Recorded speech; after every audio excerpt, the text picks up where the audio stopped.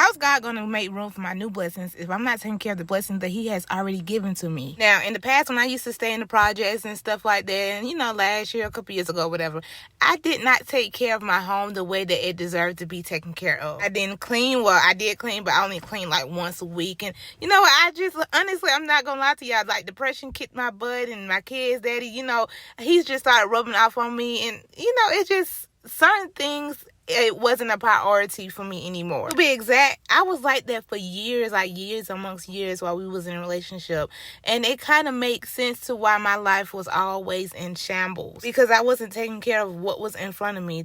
I was too busy like worrying about the future and not focusing on what's right there in front of my face and what God has given to me already. When I first moved in with my grandma, I didn't focus on it either. But then once I realized, like, something has to change. You really got to start opening your eyes up. I started opening my eyes up, and I started, just allowing God to bless me. And, I just started listening to what he was telling me that he wanted me to do and not what I wanted to do. And since I've been obeying his orders, those shackles have been breaking free, y'all. Like, I've been feeling amazing. Now, is every day all golden and peaches and, all rainbows and sparkly? Absolutely not. Like, I'm an emotional roller coaster, and y'all know this. But instead of me worrying about what I don't have and, just like hyper fixating on the things that I wish I do have, I started appreciating the things that I do have. Damn.